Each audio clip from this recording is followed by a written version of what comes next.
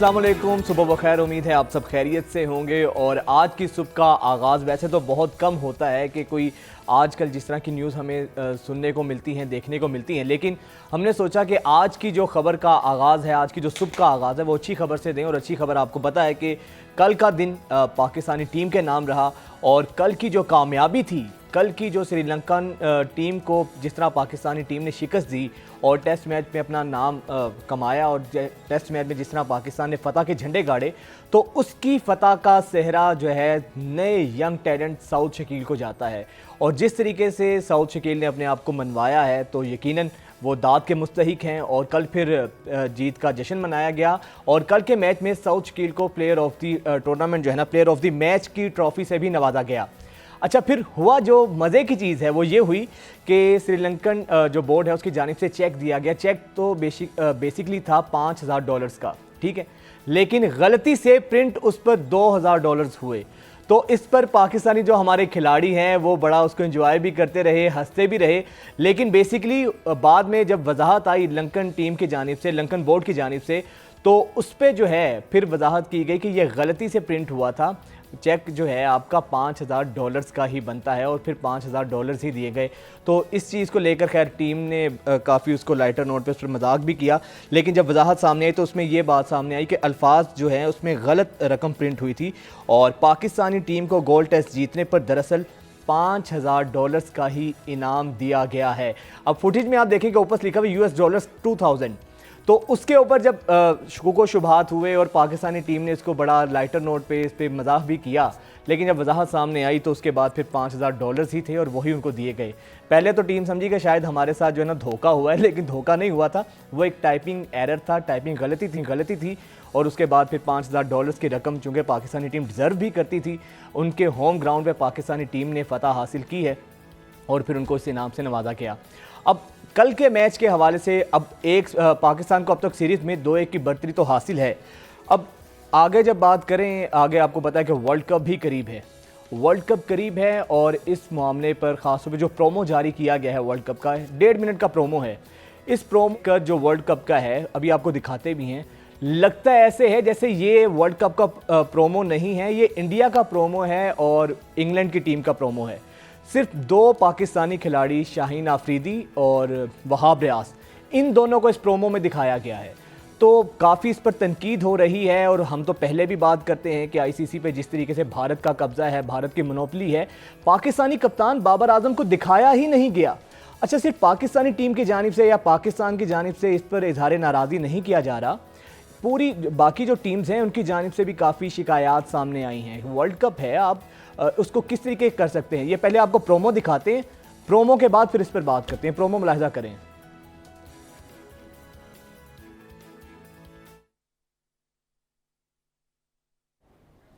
अब इस चीज़ को लेकर जो पाकिस्तानी शायकीन हैं, जो दुनिया भर से क्रिकेट लवर्स हैं, वो ख़ास इस पर आग बगूला दिखाई दे रहे हैं कि आईसीसी पर पहले क्या भारत का इतना कब्जा है कि एक वर्ल्ड कप होने जा रहा है, इतना बड़ा इवेंट होने जा रहा है और उस पर आप उस पर भी सियासत कर रहे हैं। सिर्फ भारत की टीम को दिखाया गया है, शाहरुख खान को ट्रॉफी में दिखाया गया है, पाकिस्तानी कप्तान बाबर आजम को दिखाया ही नहीं गया है।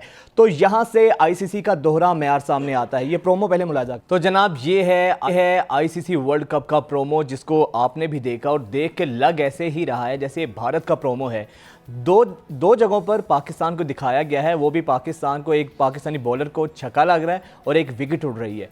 तो साफ साफ इससे वाज़ेह होता है कि पाकिस्तान को बिल्कुल खुडे लाइन लगाया गया है, बिल्कुल नज़रअंदाज किया गया है। इस हद तक आईसीसी पर भारत की मोनोपली और कब्जा है। खैर, इसी तमाम तर मामले पर बात करने के लिए सीनियर स्पोर्ट्स जर्नलिस्ट पीजे मीर साहब हमारे साथ मौजूद हैं। बहुत शुक्रिया पीजे साहब, गुड मॉर्निंग। सर, आप तो क्रिकेट लवर रहे हैं, क्रिकेट को बड़े करीब से देखा है और आपकी सारी गहरी नज़र है तमाम तर मामलात पर। सर, ये जो पहले मैं प्रोमो पे बात करना चाहूँगा पीजे साहब, ये इत्तफाकिया है कि पाकिस्तान को नज़रअंदाज किया गया है, गलती से इग्नोर हो गया है, या आप समझते हैं कि बाकायदा सोची समझी प्लानिंग के तहत पाकिस्तान को बिल्कुल साइड लाइन पर लगाया गया है? इस प्रोमो से तो पाकिस्तान को ऐसे नज़रअंदाज किया गया जैसे हम कोई बिल्कुल कोई गए गुजरी टीम है, हमारी कोई अहमियत ही नहीं है इस वर्ल्ड कप में। नहीं, पाकिस्तान का देखो बहुत बड़ा नाम है क्रिकेट के अंदर। ये अगर इंडिया इस तरह की कोई हरकत करता है, मैं इसको ओवरराइड करता हूँ। वो आप ये ना समझें कि वो बिल्कुल हमारे खिलाफ है, वो है। पूरी दुनिया के जो रिप्रेजेंटेशन होती है वर्ल्ड कप के अंदर वो होनी चाहिए। भले हमें दो दो आप कह लो कि शॉट्स दे दिए उसके अंदर, और जो मर्जी आप दिखा दें कि हिट लग रही है नहीं लग रही है, ये सबका होता है। लेकिन ये जो वर्ल्ड कप है, ये मैं इसको वर्ल्ड कप नहीं कहूँगा, ये आईसीसी इंडिया कप है, ठीक है ना। ये अब आपने इसको कह दिया कि हाइब्रिड है, पाकिस्तान के अंदर आप खेल नहीं रहे, स्वाय नेपाल के और कोई आ नहीं रहा, सारा मैचेस इंडिया में हो रहे हैं, तो ये मैं इसको वर्ल्ड कप नहीं कहूँगा। ये पर्टिकुलरली एशिया कप 2 उसको कह दो। एंड जिस तरह हिंदुस्तान अपनी पब्लिसिटी कर रहा है बीइंग द होस्ट, तो हमें भी ज़रा कुछ अहमियत देनी चाहिए। हमारे भी कुछ आप ऐसी जगह दिखाएं कि पाकिस्तान में क्या है क्या नहीं है। तो आप सही कह रहे हैं एक पॉइंट से, बिल्कुल पाकिस्तान को फ्रॉम अ विजुअल इम्पैक्ट बिल्कुल इसको ऑब्लिटरेट किया, which I don't think is the right spirit. तो मेरा ख्याल ये शाहरुख खान थे जो बात कर रहे थे कि reunited and revisit and all that. तो इस तरह हम तो रीयूनाइटेड नहीं है। ये world cup I am sure उनको लिख के दिया होगा, लेकिन वो स्पिरिट तो है ही नहीं है। अगर स्पिरिट वर्ल्ड कप की होती तो फिर पाकिस्तान को बिल्कुल शाना बशाना साथ खड़े रखते ये लोग, लेकिन इन्होंने नहीं रखा। इन्होंने बिल्कुल सही कहा आपने, ये इन्होंने एक सियासत का इसको एक प्लेटफॉर्म बनाया है, जो कि बदकिस्मती है। हिंदुस्तानी प्लेयर बिल्कुल चाहते हैं पाकिस्तान के साथ खेलें, हम भी चाहते हैं उनके साथ खेलें, लेकिन ये जो बीजेपी की गवर्नमेंट है, ये बहुत एक बदकिस्मती है हिंदुस्तान के ऊपर कि इन्होंने ये जो स्टांस ले लिया है, जो कि खेलों में भी लेके आए हैं। ये मैं समझता हूँ कि इसका एक ही जवाब हो सकता है कि छोड़ दें तनकीद करना, इनको जाके क्रिकेट के अंदर ही जाके बताएं, जिस तरह हमने T20 में किया था। तो I think that's the way forward. लेकिन विजय सर इसमें आईसीसी के किरदार को किस तरह से देख रहे हैं? दुनिया में तो हम समझते हैं कि दुनिया में तो एक ही ज़बान बोली और समझी जाती है, वो ताकत की ज़बान है, वो मईशत की ज़बान है। सर अब तो खेलों में भी हमें यही चीज़ नज़र आ रही है, क्योंकि भारत तगड़ा है, उसकी मोनोपली है, तो इसलिए ज़्यादा उसको फोकियत और ज़्यादा उसको अहमियत दी जाती है। देखिए मोनोपोली क्या है इसकी, वो आईपीएल करा रहा है और क्या है उसके अंदर, मुझे बताएं। आईपीएल के अंदर उसने पैसा डाला हुआ है, उसके अलावा what is India? Pakistan is as good as India. ये ना कहें आप। हमारा भी पीएसएल अब आप देखें कि इंशाल्लाह ये कहां से कहां पहुंच गया है। तो ये अगर मोनोपोली कर दी है, क्यों कर दी है? कि पैसा वहां से जनरेट कर रहे हैं, लोगों को पैसा ज्यादा दे रहे हैं। That is not what cricket is. देखो ना, पहले ये टीसीसी भी होती थी, test and county cricket board, अभी आईसीसी है, इंटरनेशनल क्रिकेट कॉन्फ्रेंस। इसके अंदर आई फील जो रोटेशन होती है, उस रोटेशन के अंदर हर मेंबर का हक होना चाहिए। और मैंने देखा कि पुराने कॉन्फ्रेंसेस के अंदर टेलीविजन राइट्स हो गए या दूसरी चीजें होती हैं, तो टीमों की लॉबीज बन जाती हैं। ये लॉबीज नहीं होनी चाहिए, ना पाकिस्तान के लिए, ना हिंदुस्तान के, ना और के लिए। इसको हमने अवॉइड करना, क्योंकि वर्ल्ड कप जब मैं पहला खेला था, मैं बड़ा खुशकिस्मत हूं कि मैं पाकिस्तान के लिए वर्ल्ड कप खेला। उसको कहते प्रूडेंशियल वर्ल्ड कप, और लोग मिलते थे एक दूसरे से, बातें होती थी, गप्पें लगती थी एंड ऑल दैट। अब वो कॉन्सेप्ट ही नहीं था। अब इतनी कमर्शियलिज्म आ गई है वर्ल्ड कप के अंदर, इट्स अ $multi-billion प्रोजेक्ट। तो लेकिन इस प्रोजेक्ट को अपार्ट फाइनेंशियल एस्पेक्ट, आप कोई फ्रेंडशिप भी करवाओ यार, आप कोई एक दूसरे की कमराडरी भी क्रिकेट के आगे लेके चलो। वो जो एस्पेक्ट है वो आगे नहीं जा रहा। And I think that is one thing ICC को देखना चाहिए। आप क्या समझते हैं पीसीबी को किस तरह से रिएक्ट करना चाहिए इस मामले पर, या फिर आप समझते हैं इसका जवाब यही है कि अच्छा खेलें, वर्ल्ड कप में मैदान में उतर कर इनको जवाब दिया जाए? हाँ, आप सही कह रहे हो। देखो, हम कब तक प्रोटेस्ट करते रहेंगे कि हमारे साथ ये हो गया? इसका जवाब आप दें ग्राउंड के अंदर जाके, छोड़ दें। और अभी बोर्ड नया है, चेयरमैन नया है सरकार पर, and I have a lot of faith in him कि ये इसको ठीक करेंगे और इसको बेहतर बनाएंगे, जो कि इनके प्लान्स हैं।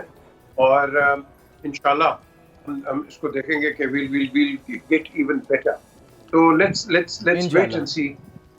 ठीक। अच्छा सर, ये तो हमने आईसीसी पर बात कर ली। कल का जो मैच है, कल आपने भी मैच देखा, और पहले जिस तरह टेस्ट मैच में पाकिस्तान ने कामयाबी हासिल की, specially young talent south Shakeel ने जिस तरह कारकर्दगी का मुजाहरा किया, क्या लगता है आपको कितना ज़बरदस्त तरीके से पाकिस्तान ने खेल का मुजाहरा किया, और कहाँ कहाँ लूप होल्स आपको नज़र आए जो इम्प्रूव करने की ज़रूरत है, हमें बेहतर करने की ज़रूरत है?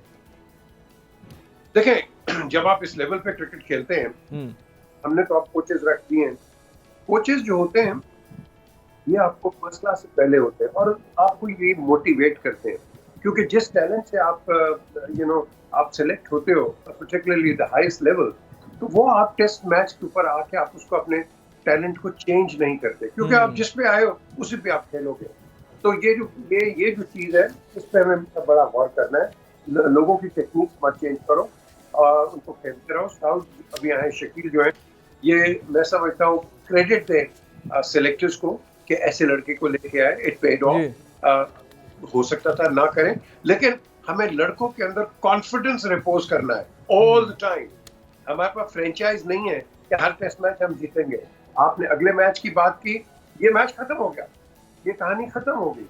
अब आपने नई स्टोरी शुरू करनी है। जिसने कल 100 किया या 50 किए या 4 आउट किए हैं, वो कल इस तरह नहीं होगा, लेकिन होता भी है। इसी गेम को कहते हैं गेम ऑफ ग्लोरियस अनसर्टेनिटीज। तो हमने each match as it comes and give your best, लेकिन इसके अंदर आपने कहा कि लूप होल्स आपको मिलते रहेंगे, क्योंकि ये गेम परफेक्ट नहीं है। अगर होती तो फिर एक आदमी, जिस तरह वो एक टाइमलेस टेस्ट हुआ था साउथ अफ्रीका में, फिर इस तरह टाइमलेस टेस्ट ही हम खेलते रहते। तो इसके अंदर हमें एक तो लड़कों को बैकअप हमेशा करने चाहिए। मैं तो अपनी टीम की बात करूंगा, इसको हमेशा कॉन्फिडेंस देते रहो और मोटिवेटर रखो साथ। और आपने कहा कि नए लड़के, नया टैलेंट होता है, इसमें हंगर होती है, इसमें वो भूख होती है कि मैं अपने आप को प्रूव करूं जाके आगे कि मैंने खेलना कैसे है। लेकिन ये जो पुराने होते हैं, इनकी भी भूख आपने रिवाइव करनी है, क्योंकि हमेशा हर बंदा हर जॉब के अंदर स्टेल हो जाता है। तो स्टेलनेस को आपने मोटिवेशन के थ्रू आगे लेके जाना है। तो आई थिंक मोटिवेटर्स जो है, they have to play a very important role in every sphere, outside the ground, inside the ground, during lunch and even during tea break. तो उसके अंदर ये मैं समझता हूँ बड़ा जरूरी है। और मैंने तो इंट्रोड्यूस किया था when I went with the team 2007 के वर्ल्ड कप में, कि टीम के मैच के बाद बातें एक दूसरे से करो यार, मिलो, टॉक टू ईच अदर, क्योंकि इसको टीम कोहेजन होती है, ये होती है team bonding. And that is something जो कि हमारे अंदर बड़ा वो फेलियर रहा है।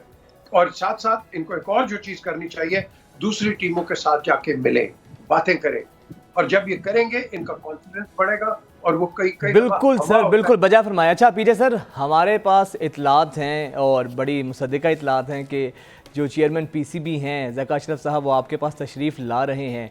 तो सर आपका इतना एक्सपीरियंस है, कोई आपसे भी वो मशवरा मांगेंगे, कुछ आपसे सजेशन भी आप उनको देंगे, तो क्या होने जा रहा है सर मुलाकात में, क्या राज़ो न्याज होने जा रहे हैं? ये आपको खबर कहाँ से आ जाती है, ये मुझे बताएं। बस सर देख लें। Very good PNN, I don't know, but जी वो आ रहे हैं। आप पर नज़र पूरी होती है हमारी सर, सिर्फ प्रोग्राम की हद तक हम आपका ख्याल नहीं रखते, उसके अलावा भी हमारी नज़र आप पर होती है। ये तो वो हो गया ना इंटेलिजेंस चैनल। यस नहीं, देखिए एक जनरल एक मीटिंग है, उसके अंदर आई थिंक यही चीज़ें डिस्कस होंगी, क्योंकि और भी कुछ लोग होंगे कि जिसके अंदर क्रिकेट की बेहतरी की बात की जाए, क्रिकेट को आगे कैसे लेके जाना है, बोर्ड के इंफ्रास्ट्रक्चर को कैसे देखना है, और हमने डेवलपमेंट कैसे करनी है। I think that is what is going to be the main thing. बाकी तो मिलते जुलते रहते हैं। आई नो ज़का साहब for a long time, but the whole purpose probably will be betterment of cricket. Sir वैसे आपको क्या लगता है, नजम सेठी साहब की ही लेगेसी को वो आगे कैरी करेंगे, या आपको लगता है कि वो अपनी लेगेसी, अपने एसओपीज या नई चीज़ें मुतारिफ करवाएंगे, नए तजुर्बे करेंगे? देखें, जो पुराना चेयरमैन होता है और या पुराना प्राइम निशाना ही होता है, वो हुटिंग से बाहर जाता है और ट्रम्पटिंग से अंदर आता है। नहीं, उनकी जो अच्छी चीज़ें होंगी वो आई एम श्योर ये आगे लेके चलेंगे, और जो ये समझते हैं कि उसके अंदर कई लूप होल्स हैं, क्या है, उसको रेक्टिफाई करेंगे, दैट्स ऑल। ये नहीं होता कि भाई एक ने बड़ा बेड़ा गर्क कर दिया तो उसको ठीक करो। तो जहाँ मिस्टेक्स हुई हैं उसको रेक्टिफाई हम करते हैं, और जहाँ नहीं है उसको आगे बेहतरी की तरफ लेके जाते हैं, क्योंकि प्राइमरी मकसद एक ही होता है किसी चेयरमैन का भी, कि क्रिकेट की बेहतरी करो। और जो मेरी नज़र में अब जो इम्प्लीमेंटेशन है कि जो प्राइम मिनिस्टर ने अलाउ कर दिया कि डिपार्टमेंट्स को लेके जाओ, लोगों की जॉब्स आएंगी, लोगों के फ्यूचर बनेंगे, उनके करियर्स बनेंगे। आई थिंक इस पे भी काफी बातचीत। बिल्कुल, चेयरमैन कोई भी हो, लेकिन मतमे नज़र उसका क्रिकेट की भी होना चाहिए। बहुत शुक्रिया पीजे मीर आपके वक्त का, आपके कीमती वक्त का। और जिस तरह भी पीजे साहब ने भी बात की है, हकीकत भी यही है। हमारे यहाँ अलमिया ये है हमारे मुल्क में, यहाँ पर हमारे यहाँ इदारे मजबूत नहीं हैं, शख्सियात ज़्यादा मजबूत हैं। लेकिन जब इसका मसला, इसका नुकसान ये होता है जब शख्सियात मजबूत होती हैं, इदारे कमज़ोर होते हैं, फिर जब कोई शख्सियत रिफॉर्म्स करके निकलती है और नई शख्सियत आती है, तो उसकी जो पुरानी जितनी मेहनत होती है, जितना उसका काम होता है, वो धड़ाम से नीचे आ गिरता है। नया चेयरमैन अपने असलूब के साथ, अपने बयानिए के साथ, अपनी लेगेसी के साथ आगे चलता है और उसका अल्टीमेटली कहीं ना कहीं इदारों को नुकसान होता है। हम हाजिर होते हैं एक ब्रेक के बाद।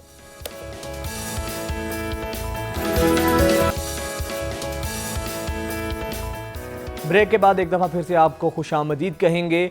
और नाज़रीन, इलेक्शंस के हवाले से बहुत ज़्यादा बातें हो रही हैं, शुकूक व शुबहात के जो बादल हैं वो भी मंडला रहे हैं और लग भी यही रहा है कि जो इलेक्शंस हैं शायद हों या ना हों। अब जो पीडीएम है या नून लीग के जो रहनुमा हैं, जो उनकी वो जो अक्सर बातें करते हैं, तो लगता यही है कि हमारी सियासी जमातें तो शायद इलेक्शंस करवाने के लिए अभी तैयार नहीं हैं। अगर तैयार हैं भी हैं तो सिर्फ बयानात की हद तक हैं। लेकिन अब जो सेक्रेटरी इलेक्शन कमीशन है, उन्होंने कह दिया है कि अगर असम्बलियाँ अपने वक्त पर तहलील होती हैं तो इलेक्शन कमीशन 12 अगस्त तक, 11 अक्टूबर से पहले इलेक्शन हम करवा देंगे अगर 12 अगस्त को मुद्दत मुकम्मल होने पर असम्बलियाँ तहलील होती हैं। इलेक्शन कमीशन ने तो साफ कह दिया है कि हमारी तरफ से कोई भी इबाम नहीं है, हम क्लियर हैं, हमारी तैयारी पूरी है।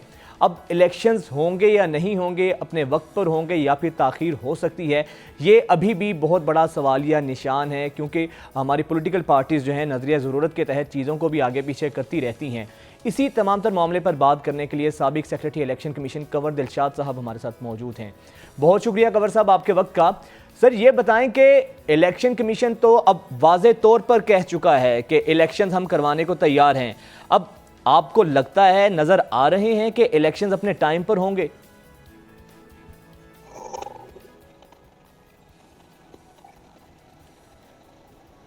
जी कंवर दिलशाद साहब, क्या आप मुझे सुन पा रहे हैं? देखो नहीं, मैं आपका पॉइंट ऑफ व्यू सुन लिया मैंने, और ये बात दुरुस्त फरमाई आपने कि इलेक्शन कमीशन ऑफ पाकिस्तान की पूरी मशीनरी जो है, उन्होंने आइंदा इंतखाबात करवाने के लिए या अक्टूबर में हो या नवंबर में हो, उसकी तैयारी मुकम्मल कर रही है। और सरकारी तौर पर इलेक्शन कमीशन पाकिस्तान का मौक़िफ़ सामने आ गया है। उन्हें सब तमाम शुकूक व शुबहात खत्म कर दिए हैं और उन्होंने ये कहा है कि अगर असम्बली जो है 12 अगस्त की वो अपने 5 साल पूरे मुकम्मल करने पर तहलील होती है, तो फिर इलेक्शन 60 दिन में हो जाएंगे। और उसकी तारीख जो है, जहाँ तक मुझे इत्तला मिली है, वो 8 और 10 अक्टूबर के दरमियान है। उसमें ये इंतखाबात हो जाएंगे। अगर ये 90 दिन का मामला आता है, चंद दिन पहले असम्बली तहलील होती है, तो फिर नवंबर का 10 तारीख या 11 तारीख नवंबर को इंतखाबात हो जाएंगे। और इसके बाद इलेक्शन कमीशन पाकिस्तान ने अपने, जहाँ तक हमारी मालूमात है, वो कोई शेड्यूल तब्दील नहीं करेंगे। जब उन्होंने 30 अप्रैल को पंजाब की इलेक्शन जो 30 अप्रैल को तो इलेक्शन होने थे पंजाब में, सुप्रीम कोर्ट पाकिस्तान की हदायत की रोशनी में, और प्रेसिडेंट पाकिस्तान ने तारीख मुकर्रर कर दी थी। लेकिन बाद में चूंकि हमारी इस्टेब्लिशमेंट, हाई कमांड इस्टेब्लिशमेंट ने इलेक्शन कमीशन से कहा कि आप इसकी तारीख तब्दील कर दें, क्योंकि हम आपको 3.5 लाख फौजी एहलकार, प्रेजाइडिंग ऑफिसर की हिफाजत के नहीं दे सकते। तो इन हालात में हमने ये महसूस किया है कि ये इलेक्शन जो है उन्होंने 30 अप्रैल की बजाय 8 अक्टूबर कर दिए थे। बाद में बहरहाल सुप्रीम कोर्ट बीच में दाखिल किया, वो भी सुप्रीम कोर्ट का हुक्म भी नजरअंदाज कर दिया गया। अब इन सूरत हाल को हम देखते हैं कि इलेक्शन जो है वो 60 दिन में होते हैं। 60 दिन में असम्बली होती है तो 8 और 10 अक्टूबर के दरमियान। अगर 90 दिन का रास्ता मिलता है, जैसे कि जी कंवर दिलशाद साहब से शायद उनकी आवाज़ में कोई मसला है, दोबारा उनसे रब्ता करने की कोशिश करते हैं। लेकिन जिसकी अभी कंवर दिलशाद साहब ने, साहब क्या मुझे सुन पा रहे हैं? तो सर प्लीज़ जवाब दीजिएगा। 48 अरब जी मुनक़ता हो गया, उनसे बात करते हैं। इलेक्शंस के हवाले से ख़ास तौर पे जिस तरह वज़ीर-ए-आज़म शहबाज शरीफ साहब ने भी कहा है कि हम अपने टाइम पर बिल्कुल हम जो रुखसत हो जाएंगे और फिर निगरान हुकूमत आ जाएगी, इससे बातें तो हो रही हैं, लेकिन जब नून लीग के रहनुमा हैं या जो पॉलिटिकल पार्टीज़ इस वक्त इक़्तिदार में हैं, PDM हुक्मरान, तो वो उनकी इस चीज़ से ये लगता है कि शायद वो इस मामले में संजीदा नहीं हैं या फिर नवाज शरीफ साहब की शायद वापसी का इंतज़ार किया जा रहा है। इलेक्शन कमीशन के इस ऐलान के बाद कि हमारी तैयारियां पूरी हैं, हम इलेक्शंस करवाने को तैयार हैं, तो कहीं ना कहीं ये तो मालूम हो रहा है कि इलेक्शन कमीशन मुकम्मल तौर पर तैयार है।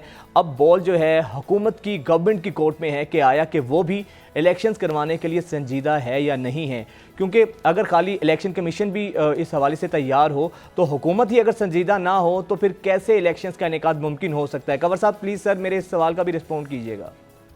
जी आप दोबारा सवाल करें, क्या फरमा रहे हैं आप? सर इलेक्शन कमीशन तो कह चुका कि हम तैयार हैं, हमारी तैयारी पूरी है। सर अगर हुकूमत ही संजीदा ना हो, हुकूमत ही लीतो लाल से काम ले, तो फिर आपको लगता है कि मेक श्योर हो सकता है अगर इलेक्शन कमीशन तैयार भी है लेकिन हुकूमत संजीदा ना हो? जनाब 12 अगस्त के बाद हुकूमत तो खत्म हो जाएगी। बिल्कुल। अब इसके बाद तो आएगी केयर टेकर गवर्नमेंट। मौजूदा हुकूमत तो खत्म हो जाएगी, अब तहरील हो जाएगी, पूरी कैबिनेट तहरील हो जाएगी, पूरी गवर्नमेंट तहरील हो जाएगी, उनका तो वास्ता खत्म हो गया। अब जो जिम्मेदारी आईनी और कानूनी जिम्मेदारी है वो केयर टेकर गवर्नमेंट के पास है। केयर टेकर गवर्नमेंट के इख्तियार बहुत महदूद हैं। आर्टिकल 224 और 224 के तहत वो इलेक्शन कमीशन को किसी किस्म की भी डिक्टेशन देने के मिजाज नहीं है। वो इलेक्शन कमीशन के अंडर होगा। वजीर आजम जो आएगा केयर टेकर वो इलेक्शन कमीशन के अंडर होगा, उसके महबूत होगा, उसके ज़ेर ताबा होगा। इस लिहाज से कोई किसी किस्म की हुकूमत जो है ये इलेक्शन कमीशन पर ये नहीं कि हाँ खुदा ने खास्ता कोई बहुत बड़ा कोई अनहोनी वाक़या हो जाए, लॉ एंड ऑर्डर की सूरत हाल ख़राब हो जाए, तो जिसमें कि खबरें आ रही हैं कि बाद, तो फिर ऐसी सूरत हाल में वफाकी हुकूमत के जो वज़ीर आज़म होंगे वो इलेक्शन कमीशन को एतमाद में भी लेंगे, इस्टेब्लिशमेंट को भी एतमाद में लेंगे। वो सारे इसके बाद अगर कोई मुश्तरका फैसला होता है वो सारे मिलजुल कर अपने स्टेक होल्डर करेंगे। लेकिन ये कहना कि आम हालात में जबकि हालात ठीक जा रहे हैं, नॉर्मल जा रहे हैं, और 48 अरब रुपया भी इलेक्शन कमीशन को दे दिया है, और इलेक्शन कमीशन ने आज ये भी कहा है कि इस्टेब्लिशमेंट की हाई कमांड ने इलेक्शन कमीशन के प्रिजाइडिंग ऑफिसर पोलिंग स्टेशन की हिफाजत के लिए अपने एहलकार भी देने का वायदा कर लिया है, तो वो भी मामले खत्म हो गए। बिल्कुल सर, आपने कंवर साहब आपने बिल्कुल बजा फरमाया। सर इससे पहले आपने 30 अप्रैल की भी बात की, उसकी आपने उसका हवाला दिया, तो सर तब भी हमने देखा कोई हालात तो कोई इतने गैर मामूली तो नहीं थे, और आइन ये कहता था कि जब असम्बलियाँ तहलील हो जाएं तो 90 दिन के अंदर इलेक्शंस होंगे। फिर इलेक्शंस भी नहीं हुए और अभी तक पंजाब और KP की निगरान हुकूमतें जो हैं वो चल रही हैं। तो सर पाकिस्तान में इस तरह का होना कोई अनहोनी तो होता नहीं है, इस पर भी खदशात हैं? कहीं ना कहीं आपको लगता है कि यहाँ पर भी कोई ना कोई चीज़ें कॉम्प्रोमाइज़ हो सकती हैं? नहीं, बात ये, मैं खुद पंजाब गवर्नमेंट का कैबिनेट का हिस्सा हूँ, मेरे पास वजारत कानून पार्लिमानी अफेयर 4-5 महीने हो गए, वो भी आइन और कानून के मुताबिक चल रही है ना। केयर टेकर गवर्नमेंट जो है वो जब असम्बली, पंजाब असम्बली डिसॉल्व हुई, तहरील हुई बिला वजह, तो उसके बाद जो केयर टेकर गवर्नमेंट बनी पंजाब की, उसमें जो आर्टिकल 224A है उसमें ये कहता है कि जी इलेक्शन करवाएगा इलेक्टेड गवर्नमेंट आने तक केयर टेकर गवर्नमेंट। बिल्कुल। तो केयर टेकर गवर्नमेंट ने इंतखाबात करवाना था। अब आप ये बताइए कि जब ये सुप्रीम कोर्ट ने ऐसे ही अपना बिला वजह इलेक्शन कमीशन के मामला में मुदाखलत की, अगर इसके मामले में पंजाब में इलेक्शन हो जाए, खैबर पख्तूनख्वा में इलेक्शन हो जाए, और इसके बाद ये असम्बली डिसॉल्व हो 12 अगस्त के बाद, तो पंजाब और खैबर पख्तूनख्वा की आईनी हैसियत क्या होगी? वहाँ तो केयर टेकर गवर्नमेंट नहीं आ सकती। जब आइन ये कहता है कि इलेक्शन करवाना है आपने केयर टेकर गवर्नमेंट ने, तो ये सारे मामला तो उसके लिहाज से इलेक्शन कमीशन ने फैसला किया कि जनाब 8 अक्टूबर को हम इंतखाबात करवा देते हैं पूरे पाकिस्तान में, जब असम्बलियाँ भी डिसॉल्व हो जाएगी। तो फिर हमारी सुप्रीम कोर्ट जो है वो बिला वजह उसमें कूद पड़ी इलेक्शन कमीशन के मामले। आप तो खुद सर सेक्रेटरी इलेक्शन कमीशन रहे हैं, ये टकराव क्यों देखते हैं इदारों में इलेक्शन कमीशन का? अक्सर जिस तरह आपने कहा कि सुप्रीम कोर्ट कूद पड़ी, तो सर कहीं ना कहीं गलतियां तो ऐसी होती हैं जब अपनी टाइम पर चीज़ें नहीं होंगी फिर दूसरे इदारे भी कूद पड़ते हैं, मामला तो फिर ख़राब होते हैं। क्या निगरान सेटअप के हवाले से कोई वाज़ेह कानून आइन में मौजूद नहीं है जिसकी वजह से ये इबाहम पैदा होते हैं बार बार? आइन तो एक सही तरीके से गाइडलाइन देता है, अब उसकी इंटरप्रिटेशन हमारे इदारे अपनी ख्वाहिश के मुताबिक करते हैं। अब वो अदालतें नहीं रही मेरे दोस्त, तो जस्टिस आर कार्नेलियस में थे या जस्टिस हमूद रहमान थे या जस्टिस बड़े अहम शख्स, जो वो जज नहीं रहे, जस्टिस कियानी नहीं रहे। अब ये तो उतने भी जज आ रहे हैं कि जिसका 18वीं अमेंडमेंट के बाद जजों की अपॉइंटमेंट की जा रही है, वो सारा एक पॉलिटिकल। लेकिन कंवर साहब आपने तो सारा माल भाई सर सुप्रीम कोर्ट पर, अदालतों पर डाल दिया है सर। जब इलेक्शन कमीशन कंवर साहब नहीं कहेगा कि हमारे पास वसाइल नहीं है, फंड्स ही नहीं है, तो फिर इदारे तो फिर इंटरफेरेंस करेंगे। इदारों को ताल्लुक नहीं, इदारों क्या ताल्लुक है उसमें? जब इलेक्शन, जब आप जो हुकूमत पाकिस्तान के पास स्टेक होल्डर कह रहा है कि हमने आपको 21 अरब रुपए नहीं देने, हमारे पास गुंजाइश नहीं, अब IMF से वायदा हो गया तो पैसे मिल गए इनको 50 अरब रुपए। इसी तरह जब बाजारों ने ये कहा कि जनाब हम आपको 3.5 लाख का स्टाफ नहीं दे सकते, जो इलेक्शन कमीशन है तो रियासत का मफाद को देखते हुए इस्टेब्लिशमेंट की बात को तस्लीम की। अब उस इस्टेब्लिशमेंट मजबूर है कि आप 3.5 लाख का अमला तो पोलिंग स्टेशन पर लगा दे, हमारी सरहदें खाली हो जाएं। उस वक्त हालात ऐसे खराब थे, अब हालात कंट्रोल में हैं। अब वो कहते हैं हम आपको मैनेजर भी दे देंगे, आर्मी भी दे देंगे। तो पहली बात तो ये सारे मामले मिलजुल कर करने पड़ते हैं। तो चीफ इलेक्शन कमीशन ने जब पूरी रिपोर्ट पेश की, खुफिया रिपोर्ट दी, बंद लिफाफों को report the supreme court of Pakistan में, तो सुप्रीम कोर्ट ऑफ पाकिस्तान को क्या जरूरत थी कि इलेक्शन कमीशन हुकूमत हम गैर कानूनी करार देते हैं, कदम करा देते हैं, आप इलेक्शन 14 मई को करवाएं। इस सुप्रीम कोर्ट को भी तो ग्राउंड रियलिटी देखनी पड़ती है, आइन के साथ जमीनी हकायक भी देखने पड़ते हैं ना। ये थोड़ा होता है कि जंग अपने जो इंटरनेशनल फार्मूले के तहत आप कह रहे हैं जी ईरान में तो जंग हो रही थी, इलेक्शन हो गए। ईरान से हमारा क्या ताल्लुक है? पाकिस्तान का अपना जोग्राफाई मामला होता है, हर मुल्क की अपना जोग्राफाई मामला होता है। मैंने इंटरनेशनल फोरम बात की थी कि हर मुल्क का अपना अपना तरीका होता है निज़ाम का। अमेरिका का सबसे डर्टी निज़ाम है इलेक्शन करवाने का, सबसे ज्यादा।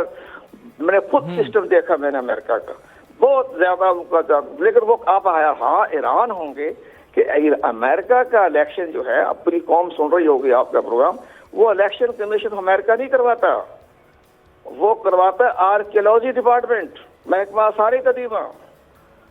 ये हर मुल्क के आप अपने निज़ाम है ना, हर मुल्क का अपना तरीके का। मैंने जब अमेरिकन फोरम में बात की, आपका तो आर्कियोलॉजी डिपार्टमेंट इलेक्शन करवा रहा है, और जो आपका जो इलेक्शन कमीशन अमेरिका वो सिर्फ फंड इकट्ठी करता है और आपके बाद पार्टी का सिग्नल देता है। लेकिन कंवर साहब सर यहाँ आपने बिल्कुल आपने अमेरिका की बात की सर, हमारा हमसाया मुल्क भारत है सर, ये बहुत चंद ही कुछ ममालिक हैं, ये निगरान सेटअप ये किस मरज़ की दवा है सर? बाकी ममालिक में तो हम देखते हैं, या भारत भी है, वहाँ पे जो मौजूदा हुकूमत होती है वही इलेक्शंस करवाती है और इलेक्शन भी अपने टाइम पर होते हैं, कोई किसी किस्म के शकूक व शुबहात का भी इजहार नहीं होता। ये निगरान सेटअप सर किस मरज़ की दवा है? क्या इतना अदम एतमाद है कि उसके बायस फिर निगरान सेटअप जो है वो आता है और उसके बाद हम देखते हैं कि दफ़ा वो आगे लंबा भी चल पड़ता है? ये दुरुस्त फरमाया आपने। दुनिया के किसी मुल्क में भी निगरान सेटअप का तस्वर नहीं है। जो गवर्नमेंट डिसॉल्व होती है तो वही गवर्नमेंट का जो प्राइम मिनिस्टर होता है वही इलेक्शन करवाता है। वहाँ की एक सबसे बड़ी बात यह है कि उनकी जो ब्यूरोक्रेसी है उन ममालिकों की, खासतौर पर मैं इंडिया की मिसाल देता हूँ, और मुल्कों की मैंने ब्यूरोक्रेसी का निज़ाम देखा है, वो स्टेट के वफादार हैं। हमारी ब्यूरोक्रेसी हुकूमत की वफादार है, वो स्टेट की वफादार नहीं है। हमारी ब्यूरोक्रेसी स्टेट के वफादार ना होने की वजह से इलेक्शन में गड़बड़ होती है, गड़बड़ करवाते हैं। फातिमा जिन्ना का इलेक्शन ज़ाहिरी बात है सर, ये वो मसाइल हैं जिनकी वजह से हमारे अक्सर जो है ना इंतखाबात इल्तवा होते हैं और फिर इस इल्तवा के शिकार होने को कहा जाता है कि कौम के वसी तर मफाद में तमाम तर इक़दाम किए गए हैं। नाज़रीन बहुत शुक्रिया कंवर साहब आपके वक्त का। हम हाजिर होते हैं एक ब्रेक के बाद। Stay with us. ब्रेक के बाद एक दफ़ा फिर से आपको खुशामदीद कहेंगे। और नाजरीन पाकिस्तानी अवाम के शायद नसीब में टैक्सेस ही टैक्सेस रह गए हैं। बिजली के बिल्स, बिजली तो शायद आती नहीं है लेकिन जितने भारी भरकम बिल्स आते हैं बिजली के वो तो आपके सामने है, लाखों रुपए के बिल्स आते हैं। अब माशाल्लाह एक और मेहरबानी की है वापडा ने हमारे पे कि अब बिजली के बिल्स में पहले तो टीवी की फ़ीस भी देते थे, अब रेडियो पाकिस्तान की फ़ीस भी आपको अपनी जेब से अदा करनी होगी। ये सेनेट की कायमा कमेटी का इजलास हुआ सेनेटर सलीम मांडवी वाला की ज़ेर सदारत, और उसके अंदर फिर ये बताया गया, वापडा के हुकाम वजारत ख़जाना के हुकाम ने बताया कि अब आपको बिजली के बिल्स के अंदर रेडियो पाकिस्तान की भी फ़ीस देनी पड़ेगी। शायद आप भी नहीं रेडियो पाकिस्तान सुनते होंगे या हमने भी नहीं सुना होगा, लेकिन सवाल ये है कि बिजली के बिल का रेडियो पाकिस्तान की फ़ीस से क्या ताल्लुक़ है? आवाम को लूटने का इससे बड़ा तरीका वारदात क्या हो सकता है कि किस बुनियाद पर आप बिजली की बिल्स के अंदर जो है रेडियो पाकिस्तान की फ़ीस ले रहे हैं? उसके अलावा फिर टैक्सेस पहले ही इतने ज़्यादा हैं। वैसे सच्ची बात तो ये है कि अगर हमारे इन वजारत ख़जाना या इन हुकाम का, हमारे हुक्मरानों का बस चले, शायद ये तो सांस लेने पर भी टैक्सेस लगाएं, आपके मेरे सोने पर भी टैक्सेस लगाएं, हमारे जागने पर भी टैक्सेस लगाएं। और वैसे वो दिन दूर नहीं है। देखें, अब बिजली के बिल पर अगर आप टैक्सेस लगा सकते हैं रेडियो पाकिस्तान की फ़ीस के, तो फिर उसके अलावा किस चीज़ की आप इनसे वो तवक्को रख सकते हैं? तो ये मंतक, ये समझ से बाहर है। अपने हुकूमतों के, हमारी माशाल्लाह आपको पता है कि भारी भरकम काबीना है, हुकूमतों के अपने तो अल्ले तल्ले कम नहीं होते। वही शाहाना ख़र्चे हैं, वही शाहाना प्रोटोकॉल हैं, वही नमूदो नुमाइश है, लेकिन बर्क़ गिरती है तो बेचारे मुसलमानों पर। ये एक बहुत बड़ा अलमिया है। वो अवाम जो कि आप और मैं पता नहीं कितने डायरेक्ट टैक्सेस के साथ इनडायरेक्ट टैक्सेस देते हैं, हर चीज़ पर टैक्सेस देते हैं, इन रिटर्न हमें क्या मिलता है? हुकूमत या किसी भी रियासत की बुनियादी जिम्मेदारी होती है जान माल का तहफ़्फ़ुज़ करना। अभी अपने घरों में भी अपनी जान की हिफाजत के लिए लोगों ने प्राइवेट गार्ड्स को रखा हुआ है। ना तो रियासत जान की हमारी कोई हिफाजत कर पा रही है। रोज़ाना हम देखते हैं जराइम में इतना ज़्यादा इजाफा देखने में आ रहा है। एक 1000 रुपए के पीछे किसी को गोली मारकर उसकी जान ले ली जाती है। फिर दूसरी तरफ सेहत की बात, सेहत का करें तो माशाल्लाह सरकारी जो हस्पताल हैं उनका निज़ाम आपके और मेरे सामने है। हम में से कोई भी नहीं चाहेगा कि हमारे किसी प्यारे अपने किसी अजीज़ का इलाज जो है हॉस्पिटल में हो। सरकारी प्राइवेट हॉस्पिटल्स हैं वो पूरा एक, वहाँ पे पता है कि आम आदमी क्या, अच्छा खासा जो सफ़ेद पोश शख्स है वो भी अस्पताल में जाकर अपना इलाज नहीं करवा सकता है। तो पूरी कौम को मुबारक हो। और हम तो वजारत ख़जाना की माशाल्लाह इनकी इस काबिलियत पर, उनकी इस काबिलियत पर हम, मुझे रश्क आ रहा है कि कहाँ से ये आइडिया, पता नहीं किसने इनको ये आइडिया दिया होगा कि बिजली के बिल्स के अंदर रेडियो पाकिस्तान का टैक्स लगा दिया जाए। और ये पूरी कौम को मुबारक हो। तो जनाब ये है नोहा जो हमने कहा आपसे शेयर करें, तो आप भी इस पर जश्न मनाएं, हम भी जश्न मनाते हैं। खैर आगे बढ़ते हैं। अब आपको पता है कि सावन और भादों का मौसम है। बरसात के मौसम में जो बेशुमार जब वक्ती तौर पे तो बारिश होती है, उसके बाद जो मामलात होते हैं वो तो हमारे सामने हैं कि हमारा ड्रेनेज सिस्टम, हमारा निकासी आब का निज़ाम, वो तो आपके सामने है। लेकिन इसके अलावा बरसात के मौसम में अपने साथ ये बरसात का मौसम बेशुमार मसाइल भी लेकर आता है। जब बारिश होती है तो नमी आ जाती है। नमी के बाद होता यह है कि आपकी जो होम अप्लाइंसेस हैं वो ख़राब होना शुरू हो जाती हैं, आपके खाने ख़राब हो जाते हैं, खानों में नमी आ जाती है, उसके बाद फिर फंगस लग जाती है, फिर आपके इवन के फ्रीज़र में भी अगर आपने खाने रखे होते हैं तो वो भी ख़राब हो जाते हैं।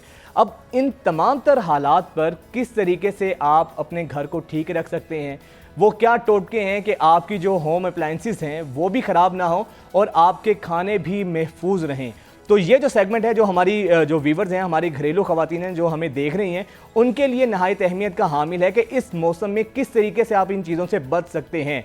इसी पर बात करने के लिए इरम नईम साहिबा जो कि माहिर अमूर खानादारी हैं वो हमारे साथ स्टूडियो में मौजूद हैं। बहुत शुक्रिया इरम साहिबा। कैसी हैं, खैरियत से हैं? जी अल्लाह का शुक्र है, ठीक ठाक। अच्छा, मुझे ये बताएं कि आजकल जो बरसात का मौसम है जी जी, और फिर उसके अलावा कपड़े ख़राब हो जाते हैं, उसके अलावा फिर आपकी होम अप्लाइंसेस हैं वो डैमेज होती हैं, खाने ख़राब हो जाते हैं, क्या ऐसा टोटका अपनाया जाए कि इन चीज़ों से जान छूटे, जो हमारी ख़वातीन देख रही हैं उनको कम से कम इनसे निजात मिल सके? होता ये कि देखो बरसात है, जान तो नहीं छूट सकती, ख्याल किया जा सकता है। तो ख्याल करने के लिए सबसे पहले मैं आपको बताऊं कि बरसात आने से पहले हमें एहतियात करना होगी। हर दुनिया के हर जगह पे मौसम की तब्दीली के लिए ख्याल किया जाता है। जैसे सर्दी आती है तो हम गर्म कपड़े निकाल लेते हैं, गर्मी आती है तो हम गर्मियों के कपड़े निकाल रहे होते हैं। तो इसी तरह बरसात आने से पहले हमें अपनी किचन कैबिनेट्स को ठीक करना होगा। देखिए बरसात में हर चीज़ फुट रही होती है, ग्रो करती है, फफूंदी तेज़ी से लगती है और इसके अलावा हशरात तेज़ी से बढ़ते हैं, पैदाइश ज़्यादा है। कोई भी चीज़ पौधा लगा दें, कोई टहनी लगा दें, ग्रीन हो जाती है। तो इसके लिए हमें बड़ी पहले से तैयारी कर लेनी चाहिए कि किचन में जितनी भी आपकी नमक मसाला जात रखने के कंटेनर्स हैं वो एयर टाइट होने चाहिए। सबसे एयर टाइट।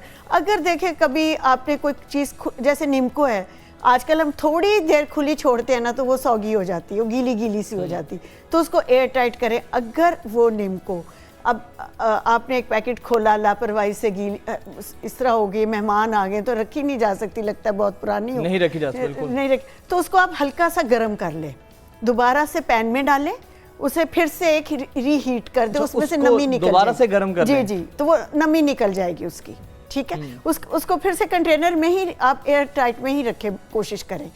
थोड़ी देर माइक्रो कर लें, 1 सेकंड के लिए, 2 सेकंड के लिए, तब भी वो ठीक हो जाती है। इसी तरह हमारे नट्स हैं, वो कितनी इस तरह से सौगी हो जाते हैं, उनको हम इसी तरह दोबारा से रीहीट करके या माइक्रो में रख के फिर से क्रिस्प कर सकते हैं। और उसके बाद जब मसाला जात की बारी आती है, गरम मसाले को अगर आप देखें कि वो इकट्ठा हो रहा है, जैसे नमी पानी आ गया उसमें, हल्का हल्का इकट्ठा होना शुरू हुआ, तो उसको भी हम किसी पैन में डाल के गरम कर सकते हैं। तो वो गरम कर लें, वैसे भी मज़े का हो जाता है गरम मसाला जो है, और उसके बाद वो फिर से ताज़ा हो जाएगा। अच्छा, ये तो बिल्कुल आपने जो बताया, लेकिन एक जी। और चीज़ हम देखते हैं कि घरों में दीमक लगना भी शुरू हो जाती जी है। एग्जैक्टली। तो इस वेदर में बहुत ज़्यादा दीमक, इवन कि मेरी पूरी जो कबर्ड है वो भी हाँ दीमक जी, से भरी हुई है। एग्जैक्टली, तो ये बड़ा इसका मुश्किल। क्या हल देखिए, निकाला दीमक जाए? के लिए तो बहुत कोशिश कर लें तो पेट्रोल और केरोसिन ही काम करते हैं, आप वो लगाएं। लेकिन इसके लिए प्रिकॉशन जो है वो क्या है, वो आपने पहले से ही ख्याल रखना है, आपकी अलमारी की तरफ कहीं से नमी ना आए, ठीक है। और कहीं भी कमरे में हमारे, अच्छा हम क्या करते हैं, एसी चल रहा है ना, चले गए हैं, खिड़कियां दरवाजे बंद कर गए कि ठंडक अंदर ही रहे, वो ठंडक नहीं होती, वो नमी होती है जो हमारी दीवारों में जाती है, हमारी लकड़ी में घुसती है। और देखिए आजकल बरसात में आप अपने ड्रॉर खोलें तो अक्सर ड्रॉर सख्त हो जाते हैं, फूल जाते हैं, तो वो नमी की वजह से होते हैं, उनमें नमी जाती है, लकड़ी हमेशा फूलती है जो अच्छी लकड़ी होती है। तो उसके लिए वाकई में ये होता है कि अक्सर जी। हम जब एसी चल रहा होता है, रूम का दरवाजा बंद करते हैं, हाँ। वो बंद नहीं होता, वो फूल जाता है, जी मतलब जी, वो अड़ जाता है उसके अड़ अंदर। जाता है ना। देखिए मैं आपको ये बता रही हूँ, उसमें नमी आ रही, अब आपने दरवाजे खिड़कियां खुली छोड़े और हवा को एक दफ़ा गुजरने दे, पंखा चला दें, ताकि जो कमरे में नमी थी, जो एसी की वो नमी थी, वो ताकि बाहर निकल लेकिन जाए। इतना मिसिरम हब्स का मौसम हाँ है, जी। अगर दरवाजे खोलेंगे फिर एसी की कूलिंग देखिए, जाती है, आपने, नमी को निकालें तो फिर बारिशों से- पसीना आ जाता है। देखो, बारिशों से मोहब्बत करनी है तो फिर तो ये करना पड़ेगा। हमारे यहाँ आप देखिए पंजाब में क्या होता है, इधर से बादल आता है, उधर से पकौड़े और जलेबियाँ और इनकी तैयारी शुरू हो जाती है। रास्ते में आप देखें बारिश के पानी में ये जो लोग मोटरसाइकिल पे जाते हैं, इनके लिए इनके जूते गीले होते हैं बहुत, मतलब सबसे मेन चीज़ जो होती है हमारे जूते। जब हम कहीं ऑफिस चले जाते हैं तो आपको 2 जूते रखने पड़ेंगे, एक ऑफिस में, एक रास्ते के। वो जो गंदा पानी है, जरासीम, इसमें बैक्टीरिया डेवलप करते हैं इस मौसम में बहुत तेज़ी से, पेट खराब, हैजे के बारे में आपने, डायरिया कितना हो जाता है। अच्छा, अब कोविड के बाद से लोगों ने इन चीज़ों को डिफरेंट तरीके से लेना शुरू कर लिया, मतलब हैजे को हैजा नहीं समझा जाता, वो समझते हैं जी पेट खराब हो गया है, ज़ुकाम खांसी, इस मौसम में ज़ुकाम खांसी भी होता है। तो थोड़ा सा प्रिकॉशन करना पड़ता है इस मौसम में। जितनी इससे हमें मोहब्बत होती है, ये इतना ही हमसे लगाव रखता है, इतना ही हमें आके चिपकता अच्छा, है। एक हल मेरे माइंड में ये आ रहा है, ये सही है या नहीं। वैसे तो हमारे घरों में रूटीन होती है, माहाना राशन आता है। जी जी। अब हब्स का वेदर है, जिस तरह बेशुमार चीज़ें हम राशन में आती हैं, जी जी, तो राशन ज़्यादा होता है, फिर उसके बाद आपने बताया कि चीज़ें फूल जाती हैं बड़ी बड़ी नमी के बायस, तो राशन कम कर दें, डेली बेस पे चीज़ें लाना शुरू कर दें, ये भी हल उसका हो सकता है? नहीं, ये ऐसा तो देखिए, अब हम हमारे जो रूटीन के काम हैं वो तो नहीं हम ख़त्म कर सकते ना, एहतियात कर सकते। बिस्किट्स हम मत खोलें, पैकिंग में बंद रहने दें।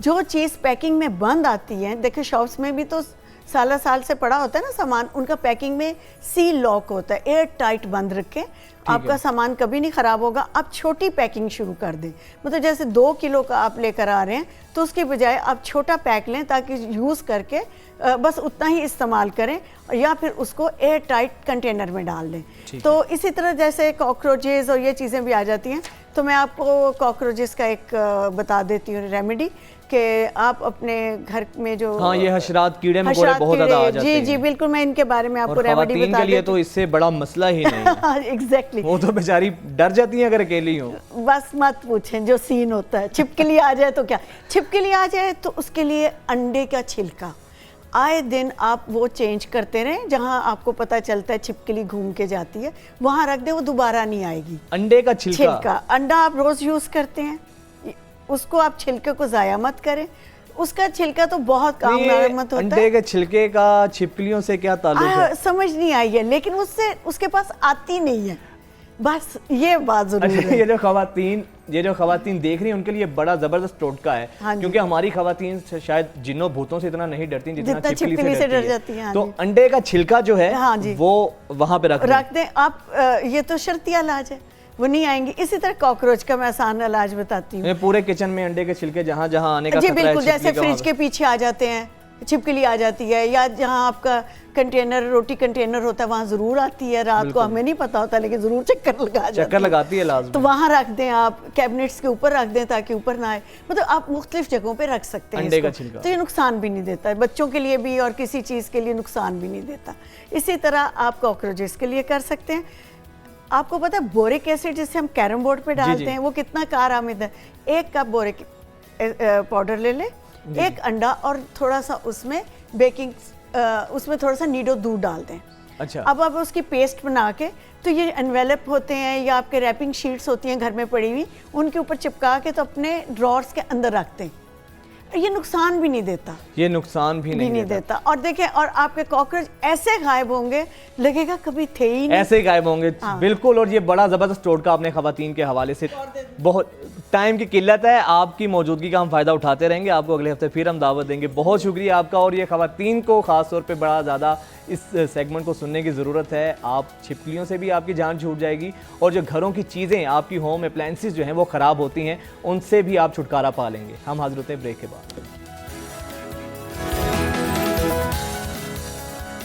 ब्रेक के बाद एक दफ़ा फिर से आपको खुशामदीद कहेंगे। और नाजरीन, जिस तरह हमारे मुल्क के मुआशी हालात हैं, सरकारी मुलाजमीन हों, प्राइवेट इदारों के लोग हों, या उसके अलावा बेशुमार तबके के लोग हों, वो सरापा एहतजाज होते हैं, वो एहतजाज कर रहे हैं। इसी तरह अब जो पेट्रोलियम डीलर्स एसोसिएशन है उसने भी कल से एहतजाज करने का ऐलान किया है। उन्होंने कहा है कि अगर हमारे मुतालिबात तस्लीम ना किए गए तो हम तमाम पेट्रोल पंप्स बंद कर देंगे। लेकिन इस तमाम और उनका जो बुनियादी मुतालिबा है उसमें उनका मुतालिबा ये है कि हुकूमत ने कहा है कि जो आपकी मुनाफे की शरह है वो 2.40% होगी, जबकि पेट्रोलियम डीलर्स कहते हैं कि हमारी जो मुनाफे की शरह है उसको 5% किया जाए। अब मज़ीद क्या होगा, इस पर लाहे अमल क्या है और आखिर मुतालिबात कहना क्या है पेट्रोलियम डीलर्स वालों का इन मुतालिबात के हवाले से, इसी पर बात करने के लिए हमारे साथ chairman petroleum dealers association Abdul समी खान मौजूद हैं। बहुत शुक्रिया अब्दुल समी साहब आपके वक्त का। अब्दुल समी साहब, सर ये बताएं कि आपने कल से हड़ताल का ऐलान किया है, अगर हड़ताल हो जाती है, आपके मुतालिबात तस्लीम नहीं किए जाते हैं, तो सर सड़कों का, ट्रैफिक का पहिया रुक जाएगा, निज़ाम ज़िंदगी जो है वो मुतासिर होंगे। कहाँ तक बात पहुँचेगी, लाहे अमल क्या होगा आपका मज़ीद आगे?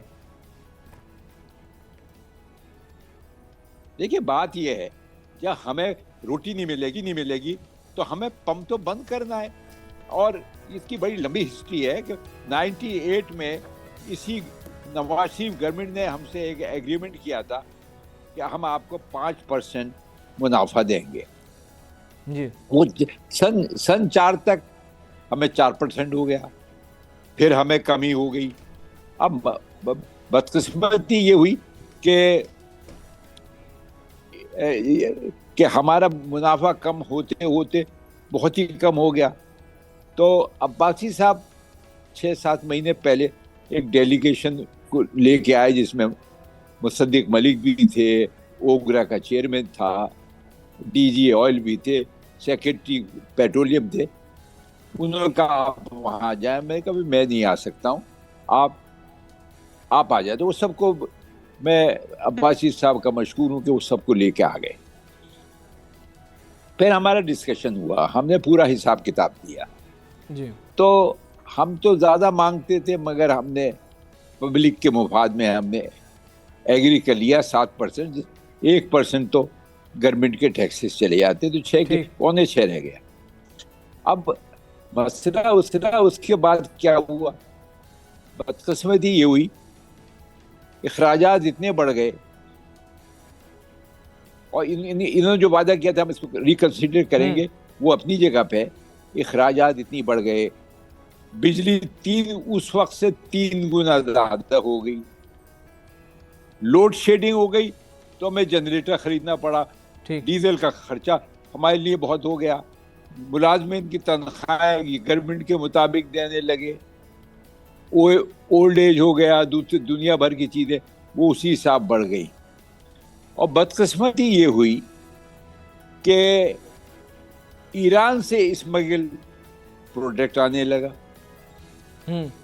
उसकी मैंने इतनी कोशिश की, हर जगह गया। उसके बाद कोई 1 महीने पहले चीफ मिनिस्टर बलूचिस्तान का बयान आ गया कि साहब इसको तो हम नहीं रोक सकते, हमें अपने अवाम को खिलाना है। भाई आपको खिलाना है तो इस मुल्क को भी तो देखना है। इस गवर्नमेंट ने भी उसमें कोई सर आपकी बात बिल्कुल करी। ठीक है। समी साहब मुझे ये बताएं सर, अगर 5% आपकी शराइत मान ली जाती है, आज जो शराय मुनाफा है वो 5% कर दी जाती है, तो सर इसका मतलब है ये जो 5% शराय मुनाफा होगी इसका बोझ भी अवाम पर पड़ेगा सर। देखिए इन्होंने तो ये महंगा कम होगा किए अल्टीमेटली। देखिए इन्होंने अभी पैसे कम किए, इनको उसी में एडजस्ट करना चाहिए था। ठीक है। और अभी अपने और टैक्सेस करके ये कम कर दें ताकि स्मूथली चल सके, और हमसे ये तय कर लें कि आइंदा जो भी होगा वो हमसे एग्रीमेंट हुई है। मसला ये है कि आपकी पेट्रोलियम डीलर्स एसोसिएशन की और हुकूमत की इस जंग में बोझ तो सर आम आदमी पर ही पड़ेगा, पिसेगा तो आम आदमी ही सर। देखिए मुझे अफसोस है कि आम आदमी पड़ेगा, मगर आप मुझे कोई तरीका बता दे कि मैं क्या करूं। मैं वो डीलर जिनके 3-4 हज़ार लीटर सेल होती है, जो अपने पास से दे रहे हैं, मैं उनका नुमाइंदा हूं। मैं उनसे क्या कहूँगा, नहीं ठीक है अवाम को तकलीफ होगी, आप भूखे मरते रहे। ये मुसद्दिक साहब आज आ रहे हैं, मैं ये जो बातें आपसे कर रहा हूँ उनसे भी करूँगा, और मैं इंसाफ चाहता हूँ। अब ये गवर्नमेंट जो एकदम पैसे बढ़ा देती है, कम कर देती है। अच्छा सर, जो आपके मुनाफे की शरह इस वक्त है वो 2.40% है, आपने कहा है कि मुनाफा 5% किया जाए, तो सर ये बिल्कुल एक 2 गुना हो जाएगा, डबल। तो इसको आप 3 पे ले आए, आपको नहीं लगता ये बड़ा ज्यादा मुनाफा है? देखिए ये हमारा बहुत पड़ेगा आम आदमी पर। 98 में इस नवाज शरीफ गवर्नमेंट ने हमसे माहिदा किया था, ठीक है, मैं कोई यही 5% था, और 4% तक हम सन 4 तक उन्होंने अमल कराया था। हम ये नहीं कहते कि इस वक्त कर दिया जाए 5%, हमें इन राइटिंग दे कि आहिस्ता आहिस्ता हम यहाँ तक ले जाएंगे। अब कितना देना चाहते हैं वो हमें बता दें, और ये मैं आपसे वायदा करता हूँ एम्बुलेंस है और जो इमरजेंसी की गाड़ियाँ हैं उनको हम तेल देंगे, हम उनको कोई तकलीफ नहीं पहुंचाना इमरजेंसी की चाहते। गाड़ियों को तेल देंगे, लेकिन सर जो मुलाजिम है, जिन्होंने ऑफिस पे जाना है, अपने दफातर में जाना है, उनको बिल्कुल तेल नहीं दिया जाएगा, और ये पूरे मुल्क की हड़ताल होगी, मुल्कगीर हड़ताल होगी। जी मुल्कगीर हड़ताल है। सवाल ये कल सैटरडे है, सरकारी मुलाजमीन का तो कोई मसला नहीं।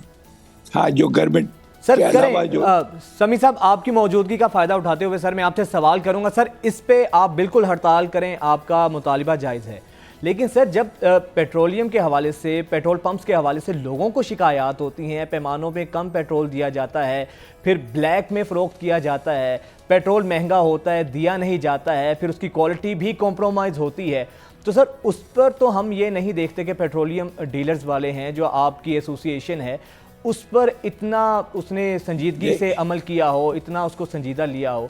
तो सर अवामी हकूक़ पर भी कभी कभी थोड़ा सा इस पर भी आवाज़ उठानी चाहिए सर, ये भी आप में बनता है ये बात।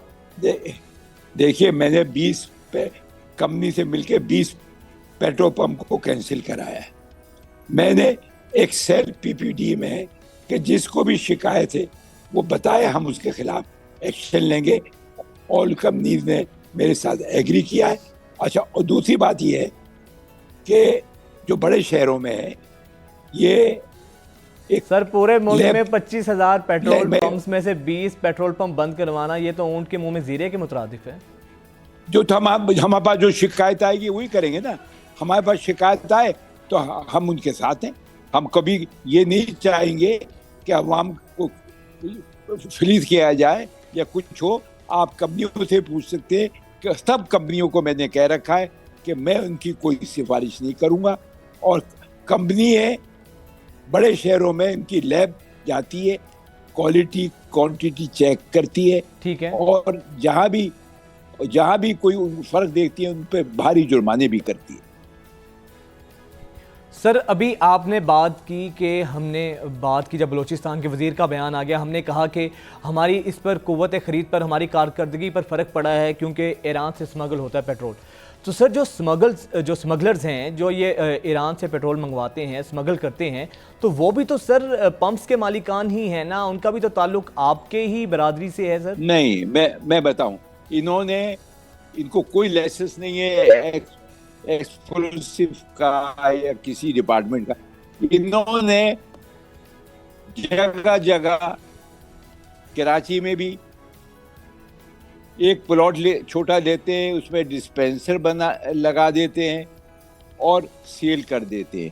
ये गवर्नमेंट को हमने बारहा कहा कि इनको पकड़ा जाए और ये इनका जब्त किया जाए, तो गवर्नमेंट भी। लेकिन सर बात तो ऐसे हैं जो बाकायदा लाइसेंस याफ्ता हैं सर, जिनको बाकायदा लाइसेंस मिला हुआ है, पेट्रोल पंप के ओनर्स हैं, एक से ज्यादा उनके पेट्रोल पंप्स हैं, मालिकान हैं पेट्रोल पंप्स के। हमसे ज्यादा आपके इल्म में ये बात होगी सर। नहीं, ये आपको कैसे मालूम कि वो भी कर रहे हैं ये काम? सर हम बाखबर लोग हैं, मीडिया में हैं, हमारे पास भी इतलात आती हैं। हाँ, तो आप बताएं, हम उनको नहीं छोड़ेंगे।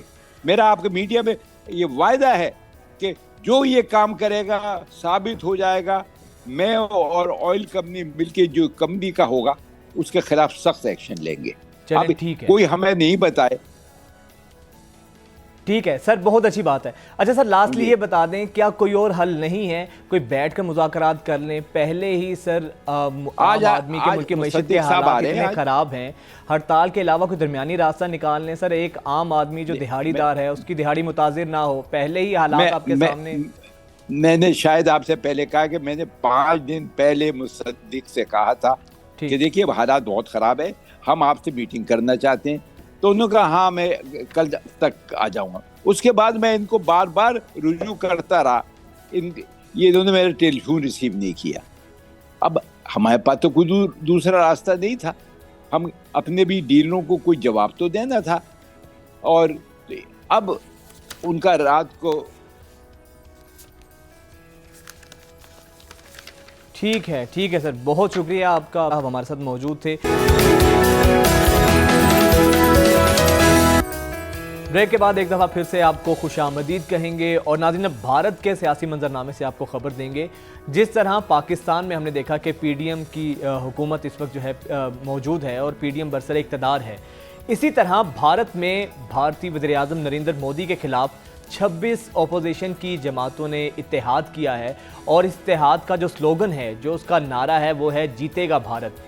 अब 26 जमातों का इत्तेहाद क्या नरेंद्र मोदी को इलेक्शन में शिकस्त दे पाएगा या नहीं, इसके हवाले से बड़े सवालात जन्म ले रहे हैं। तज्जियाकारों का ये कहना है कि मोदी को टफ टाइम मिल सकता है, क्योंकि इससे पहले इस इत्तेहाद ने 134 नशिस्तें हासिल की थी, जो कि 35% वोट्स बनते हैं भारत के। इसी तमाम तर मामले पर बात करने के लिए माहिर अमूर खारिजा हामिदुल मशरकी साहब हमारे साथ मौजूद हैं। बहुत शुक्रिया मशरकी साहब आपका, आपको खुशामदीद कहते हैं।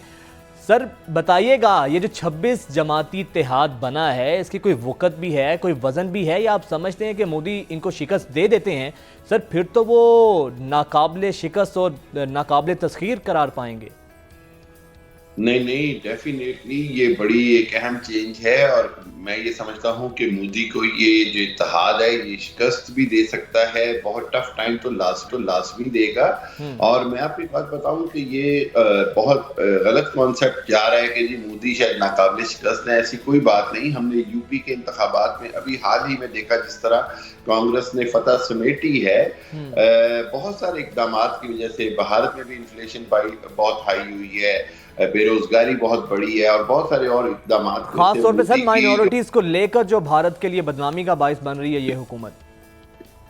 बिल्कुल, और पब्लिक पॉपुलैरिटी जो है वो 12 उसकी कम हो रही है।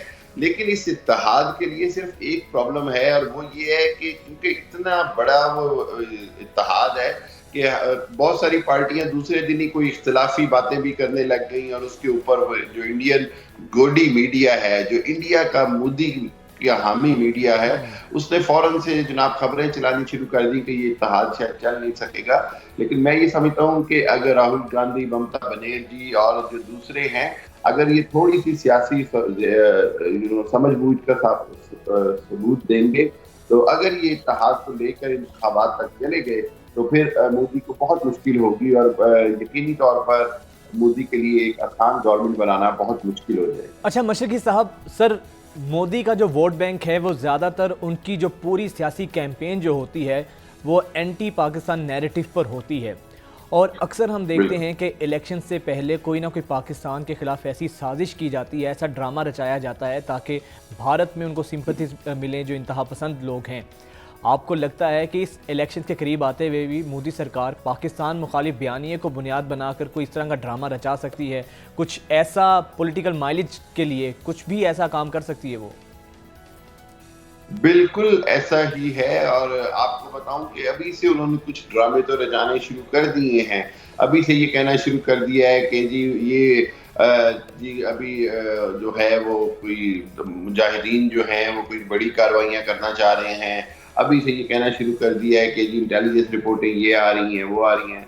फिर ये सीमा हैदर का जो सारा ड्रामा जिस तरह रचाया जा रहा है, ये सब कुछ जो है वो उनके वहां पर जो इलेक्शन, और फिर अमेरिका जाकर जो पाकिस्तान के खिलाफ हर्जा सराई की है मोदी ने, बिल्कुल बिल्कुल जो अमेरिका में बातें की हैं, ये सब कुछ ये ना मतलब बदकिस्मती से मुझे इंडियन कौम पे बड़ा रहम भी आता है। मैं सोचता हूँ कि ये इतनी आसान आसान बातें समझ क्यों नहीं पाते हैं कि जी जैसे ही कोई मामलात आते हैं मोदी की पब्लिक पॉपुलैरिटी में कमजोरी के, तो वो फौरी तौर पर पाकिस्तान मुखालिफ बयानियां जो है उसको बढ़ाना शुरू कर देते हैं। और दूसरी जानिब जो छोटी जात के हिंदू हैं, इस बार वो भी इंतहाई ज्यादा मुश्किलात का शिकार हैं, और वो भी इस आरएसएस की हिंदुत्व आइडियोलॉजी के खिलाफ जो है वो खड़े होने के इम्कानात हैं। और ऐसे लग रहा है जैसे उनको भी उसी तरह पीसा जा रहा है जिस तरह के मुसलमानों को और बाकी माइनॉरिटीज को पीसा जा रहा है। और ये सूरत हाल जो है ये इंसानी हुकूक के इदारों को भी देखनी पड़ेगी। ये सूरत हाल जो है वो बैन अल-अक़वामी जो कवानीन की अदालतें हैं उनको भी देखनी पड़ेगी। अच्छा मशरकी साहब, सर ये बताइएगा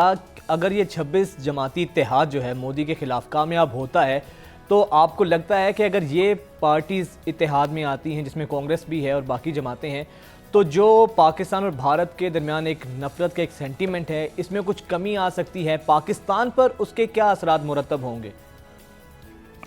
मेरा ख्याल ये है कि लाजमी तौर पर कमी तो जरूर आ सकती है। उसकी वजह ये है कि मोदी की हुकूमत जिस सतह पर पाकिस्तान नफरत ले गई है इंडिया में, मेरा ख्याल उससे ज्यादा तो हो नहीं सकती थी। तो इसलिए जो खुसूसी तौर पर जो राहुल गांधी है, उनका बड़ा वाज़ेह तौर पर एक तरह से स्टांस है कि वो ये समझते हैं कि हमसाया ममालिक के साथ बेहतर ताल्लुकात के साथ ही तनाज़ात को हल किया जाना चाहिए। और उन्होंने जो कन्याकुमारी से श्रीनगर तक जो भारत जोड़ो यात्रा की थी, उसके अंदर उन्होंने 2-3 जगह पर मोदी पर बड़ी वाज़ेह तौर पर तनकीद की कि मोदी अपने ही फौजियों को मरवा भी देते हैं, अपने ही जो हैं वो इलेक्शन के मकासद हासिल करने के लिए किसी हद तक जा सकते हैं। तो खुद ये जो राहुल गांधी का एतराफ़ है, ये बात साबित करता है कि वो ये समझते हैं कि पाकिस्तान को और भारत को मिलकर अपने मसाइल का हल तलाश करना है, ना कि एक दूसरे के साथ दुश्मनी को बढ़ावा देकर। और इसके अंदर आरएसएस की जो आइडियोलॉजी है उसने इंतहाई ज्यादा नुकसान पहुंचाया है पाकिस्तान भारत ताल्लुकात। अच्छा मशरकी साहब, आपकी चूँकि आलमी हालात पर, आलमी अमूर पर बड़ी गहरी नज़र है, गिरफ्त है, सर ये बताएं कि मोदी ने फिर मणिपुर का वाक़या आपके सामने है, ईसाइयों के साथ जो सलूक हो रहा है, फिर माइनॉरिटी चाहे वो दिल्लत हैं चाहे वो मुसलमान हैं, किसी भी मज़हब से उनका ताल्लुक़ है, वो इंतहाई वहाँ पर कसम पुरसी और इंतहाई मज़लूमियत का शिकार हैं। सर आलमी जो मंजरनामे पर मोदी के इस इमेज को किस तरह लिया जा रहा है? आप समझते हैं कि जो माइनॉरिटीज़ को लेकर बहुत बातें हो रही हैं भारत में, ये भी मोदी के लिए नुकसानदेह हो सकता है? जी बिल्कुल। आप देखेंगे जो मणिपुर में वाकया हुआ है, और ये पहला वाकया नहीं, पिछले 2-2.5 माह से पिछले 2-2.5 माह से वहां पर जिस तरह इंसानियत सोच वाकयात हो रहे हैं, जिस अंदाज में एक तरह से जेनोसाइड किया जा रहा है, वो सारी दुनिया को नजर आ रहा है। और कल से परसों से वो जो खातून को बराना कर परेड और वॉक कराई गई है मणिपुर में, और जो ज्यादती की गई है, उसके बाद पूरी दुनिया के मीडिया ने मोदी की हुकूमत को आड़े हाथों लिया है। और सबसे बढ़कर ये कहा है कि इसके ऊपर हुकूमती ना कोई इक़दाम हुए हैं, और मोदी की जो खामोशी है वो इसकी एक खामोश हमायत लगती है इस तरह के वाकयात के पीछे। ये कई दुनिया के मीडिया ने हेडलाइन लगाई है कि मोदी की खामोशी जो है वो मणिपुर जैसे वाकयात की खामोश हमायत लगती है, जिससे बहरहाल ये बात अब आलमी मंजरनामे में आ गई है कि यकीनन ये वो तमाम चीज़ें हैं जो कि इलेक्शंस में मोदी को टफ टाइम दे सकती हैं, क्योंकि मोदी ने जिस तरीके से भारत में अकलियतों के साथ जो सलूक रवा रखा है वो पूरी दुनिया के सामने है। बहुत शुक्रिया मशरकी साहब आपके वक्त का। आपसे मुलाकात होती है एक ब्रेक के बाद।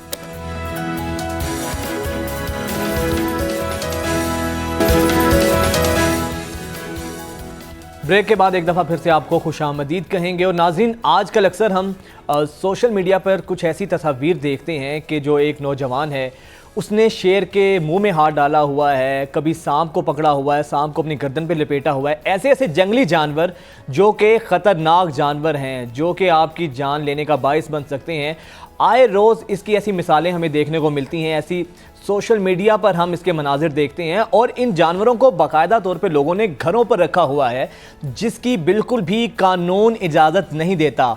महकमा वाइल्ड लाइफ के अपने कवानीन हैं और ये कवानीन बिल्कुल भी बग़ैर लाइसेंस के आपको रखने की इजाज़त नहीं देते हैं, लेकिन लोगों ने गली मोहल्लों में रखे हुए हैं और मोहल्ले वाले अक्सर इससे जो है खौफज़दा रहते हैं। ये खौफो हिरास रहता है और आए रोज़ ये रुझान बढ़ता जा रहा है। सोशल मीडिया पर अपनी पॉपुलैरिटी गेन करने के लिए, अपने व्यूज़ बढ़ाने के लिए, अपनी रेटिंग बढ़ाने के लिए ऐसे ऐसे जानवरों को रखा जाता है, तस्वीर खींची जाती हैं जो कि कीमती जानवर हैं। और कुछ जानवर तो ऐसे हैं जो कि नायाब नस्ल के जानवर हैं, उनको घरों में रखा जाता है। तो ये रुझान बहुत ज़्यादा बढ़ रहा है। आखिर महकमा वाइल्ड लाइफ फिर किस मरज़ की दवा है, वो कहाँ पर मौजूद है?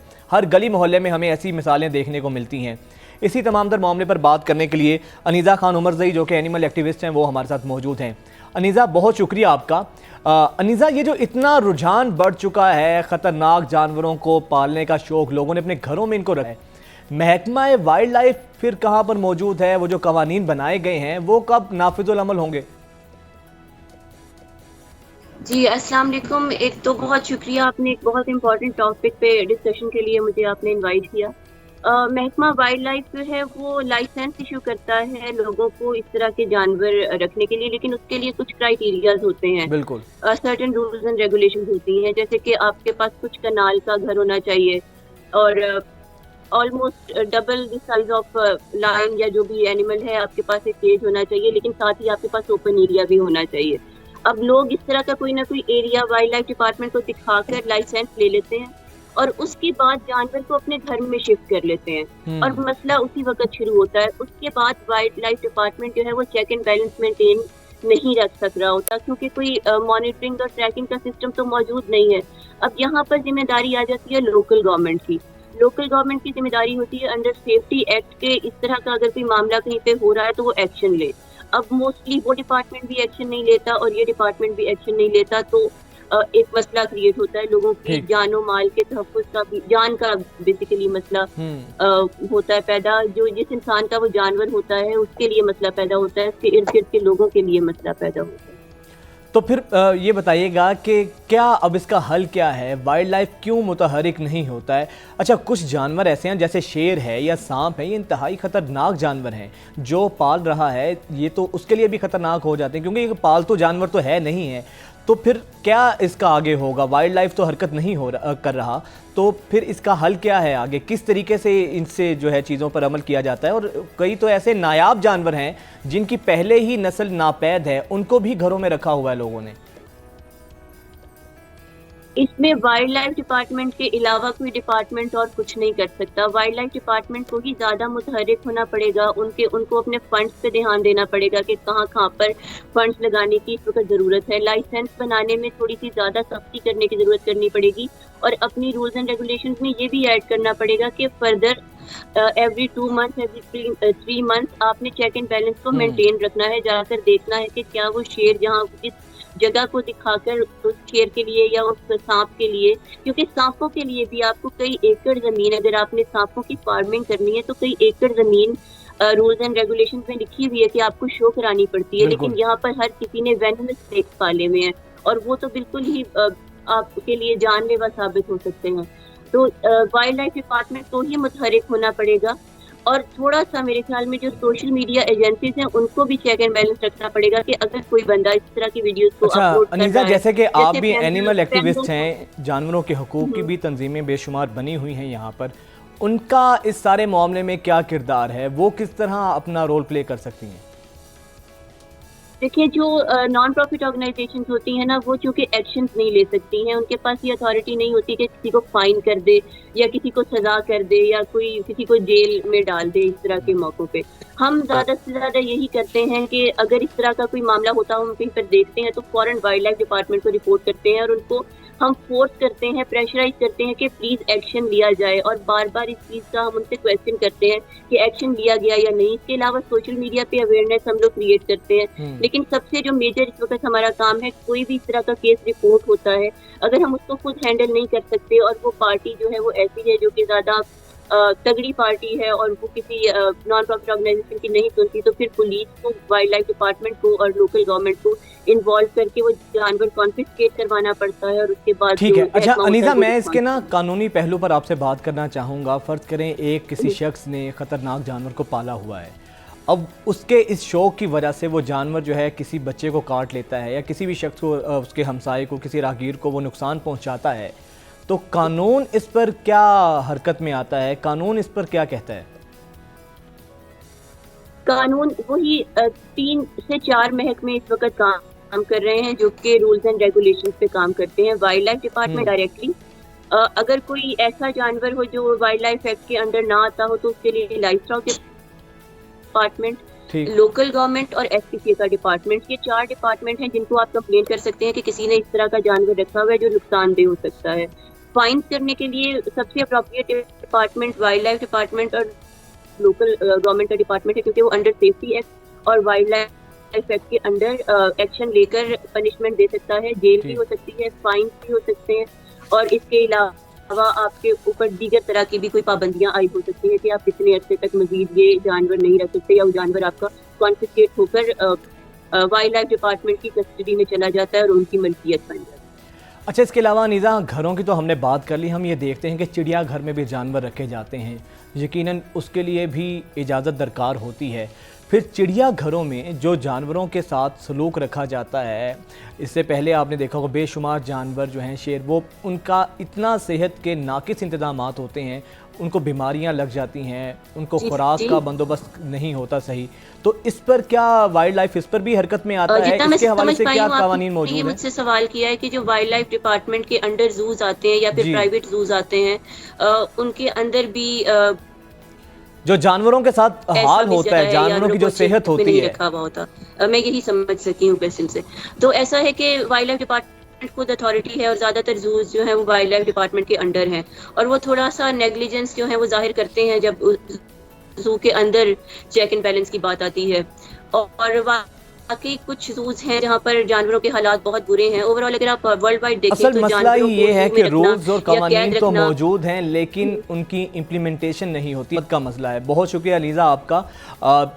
इस मुल्क में यहाँ पे इंसानों के हुकूक नहीं हैं, जानवरों के हुकूक तो दूर की बात है। खैर आगे बढ़ते हैं। चिन्योटी लकड़ी पूरी दुनिया में मशहूर है और चिन्योटी फर्नीचर जो है उसकी बड़ी मांग है। आखिर इसमें ऐसी क्या क्वालिटीज़ हैं कि ये इतनी कारआमद होती है और पूरी दुनिया में जानी पहचानी जाती है? इस हवाले से हमने एक रिपोर्ट तैयार की है, आपको वो दिखाते हैं।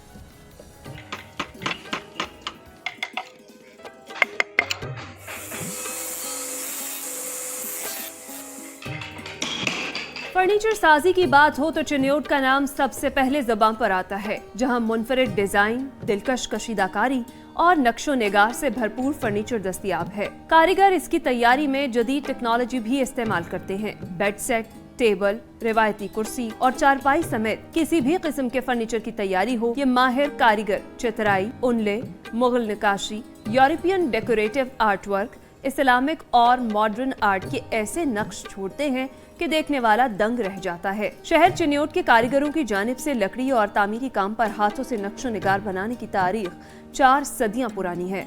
यहाँ का फर्नीचर खालिस शीशम की लकड़ी से तैयार किया जाता है।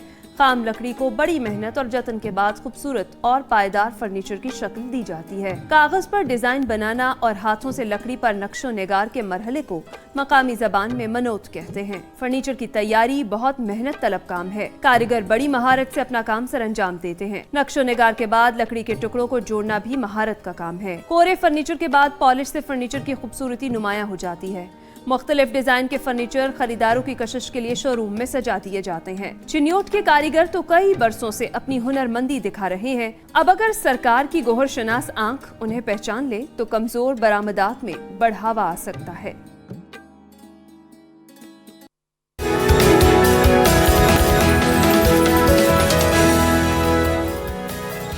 ब्रेक के बाद आपको एक दफ़ा फिर से खुशामदीद कहेंगे। और नाजरीन, हमारे मुल्क के जहाँ पर बेशुमार मसाइल हैं उनमें से सबसे बड़ा मसला या सरे फहरिस्त मसाइल में से एक इलिटरेसी है, नाखानगी जिसको कहा जाता है। और ख़ास तौर पे ख़वातीन के हवाले से तालीम का बहुत ज़्यादा फुकदान पाया जाता है। बेशुमार ऐसी ख़वातीन हैं जिनको तालीम की इजाज़त ही नहीं मिलती है, या फिर समाजी हालात ऐसे होते हैं, मुआशी हालात ऐसे होते हैं कि उनको तालीम हासिल करने ही नहीं दी जाती। तो ऐसे में बेशुमार NGOs काम कर रही हैं, लेकिन एक बड़ी ज़बरदस्त NGO है जिसने ख़वातीन की तालीम का बीड़ा उठाया है, और उन्हीं NGOs में सरे फहरिस्त जिना जूनियर ट्रस्ट है जिसने इसका बीड़ा उठाया है और ख़वातीन को दोबारा से स्कूल और कॉलेजेस की राह दिखा रहे हैं, उनकी तालीम और तरबियत का अहतमाम कर रहे हैं। इसी पर बात करने के लिए हमारे साथ मोहम्मद अल ख़याम, जो कि डायरेक्टर जिना जूनियर ट्रस्ट हैं, वो हमारे साथ मौजूद हैं। बहुत शुक्रिया ख़याम साहब आपके वक्त का। ख़याम साहब, बताइएगा कि क्या मैकेनिज़्म क्या है, क्या क्राइटेरिया है, किन ख़वातीन को आप उनको अप्रोच कैसे करते हैं और किस तरीके से उनकी तालीम और तरबियत का अहतमाम आप कर रहे हैं? बिस्मिल्लाहिर्रहमानिर्रहीम। बहुत शुक्रिया सर का आप हमारे इस प्रोग्राम में मदऊ करने के लिए। जी, क्वेश्चन आपका बहुत बड़ा है मैं कहूँगा, लेकिन इसको छोटा से आंसर के साथ इसको समाएंगे इंशाल्लाह। जूनियर जिना ट्रस्ट ने अपना काम शुरू किया 2014 में, जिसमें उन्होंने एक ऑर्फनेज से काम शुरू किया शेखुपुरा के अंदर, और उसके साथ जो है वो फिर हमने लिटरेसी के ऊपर 2016 से काम हम कर रहे हैं इस्लामाबाद और रावलपिंडी और लाहौर के अंदर। अभी जो अलमिया है, प्रॉब्लम आपने बता भी दी है। तकरीबन हमारे जो स्कूल से बाहर बच्चे हैं जिनको हम आउट ऑफ स्कूल कहते हैं, वो तकरीबन रफली एस्टिमेट के मुताबिक नियरली 25 मिलियन हो गए हैं, जो ओल्ड रिपोर्ट है। लेकिन आफ्टर फ्लड ये और इंक्रीज हो गया है ये मसला, जिसके अंदर एक बड़ी तादाद जो है वो ख़वातीन की ही है। और हमारे माशरे में जो सबसे ज़्यादा मसाइल हैं वो एक गुर्बत का सबसे बड़ा जो चैलेंज है वो गुर्बत का है। और फिर जाहिर सी बात है, हमारे जो कल्चर टैबूज हैं उसके भी काफ़ी चैलेंजेस आती हैं, जिसकी वजह से गर्ल्स एजुकेशन को प्रमोट नहीं किया जाता।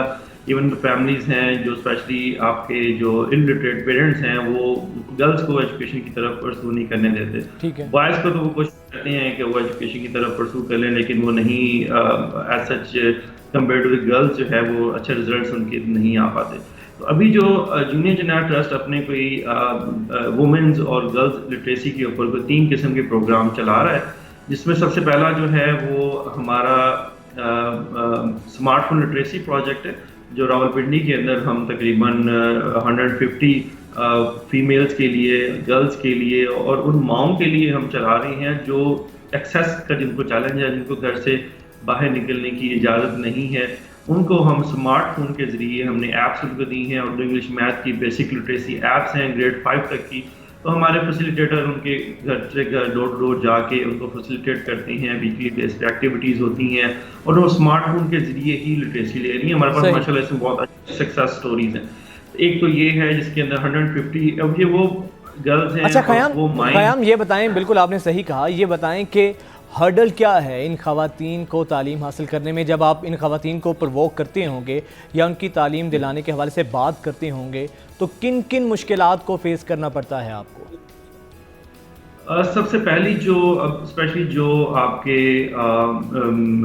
जो मैरिड फीमेल्स हैं या मैरिड वुमेन्स हैं, उनका जो सबसे बड़ा चैलेंज आता है वो हस्बैंड की तरफ से आता है। फिर उनको घर की जो टेक केयर करनी होती है, अपने बच्चों को टेक केयर करना होता है, तो वो घर से निकलने का ना उनके पास टाइम होता है। और सेकंड उसमें सबसे बड़ा इशू ये है कि उनको परमिशन नहीं होती कि वो घर से निकल के किसी जगह जाके डेडिकेट ट्यूशन लें, और ना ही वो अपने बच्चों को छोड़ के तो वो सेपरेट किसी जगह पे जाके किसी और की जिम्मेदारी पे बच्चों को छोड़ के जाके तो एजुकेशन कंटिन्यू कर सकती हैं। तो इस तरह की माओं को फिर हम, इस तरह की जो फीमेल्स हैं, इवन के इनके जो बड़ी बच्चियां हैं, जो इनकी मैरिड बच्चियां हैं, बड़ी बड़ी माएँ भी हैं उसके अंदर, उनको फिर हम अप्रोच करते हैं, उनको कहते हैं, फिर उनके पेरेंट्स जो उनके हस्बैंड होते हैं उनको, और जो इनके वालिद होते हैं उनको हम इस चीज़ में मोटिवेट करते हैं कि आपकी बच्चियां अगर बड़ी हो गई हैं, आप परमिशन नहीं दे रहे, तो बच्ची आपके सामने आपके घर में ही तालीम हासिल कर बिल्कुल सकती सही। है। अच्छा क़याम, ये बताएं कि कितनी ख़वातीन इस वक्त ज़ेर तालीम हैं आपके इदारे में? हमारे पास अल्हम्दुलिल्लाह इस टाइम तकरीबन 2000 के करीब जो है वो टोटल तादाद है बच्चे और बच्चियों की, जिसके अंदर तकरीबन 1100 से 1200 की तादाद सिर्फ गर्ल्स की ही है। हम तकरीबन नियरली 57% गर्ल्स को एजुकेशन देते हैं। हम गर्ल्स के लिए एक इन्हीं माओं के लिए, इसी तरह की जो बड़ी बच्चियां हैं जिनकी उम्र 15 से 25 साल हो जाती है और वो घरों में, मोस्टली आपने देखा होगा कि वो काम कर रही हैं अपने घरों में या दूसरों के घरों में काम कर रही हैं, और वो घर का सारा काम वही संभाला है, माँ घर में बैठ गई है और अब वो बच्ची की शादी की उम्र आ गई है, तो वो बच्चों को बाहर भी नहीं निकलने दे रहे और वो बच्चियों को जो है वो तालीम भी नहीं लेने दे रहे। तो इस तरह की बच्चियों के लिए हमने एक मैट्रिक प्रोग्राम तश्कील दिया, जिसको हम 2 साला मैट्रिक प्रोग्राम कहते हैं। इनमें वो बच्चियां जिन्होंने पहले से ग्रेजुएट किया था, पहली पास थी, 5वीं पास थी, और छोड़े हुए को 5 साल हो गए हैं, 7 साल हो गए हैं या 10 साल हो गए हैं तालीम। बिल्कुल सही। चलें क़याम, बेस्ट ऑफ लक, बहुत ज़बरदस्त आप लोग काम कर रहे हैं। यकीनन ख़वातीन की तालीम के हवाले से बहुत अहमियत है। बहुत शुक्रिया क़याम आपका। इसमें तो कोई शक नहीं है कि अगर माँ पढ़ी लिखी नहीं होगी तो वो औलाद की तरबियत कैसे करेगी। औलाद की तरबियत के लिए, अगली नस्लों की तरबियत के लिए माँ का पढ़ा लिखा होना बहुत ज़रूरी है। नाज़रीन, हमें इजाज़त दीजिए, इंशाल्लाह अगले हफ्ते मंडे को आपसे मुलाकात होगी। अल्लाह हाफ़िज़।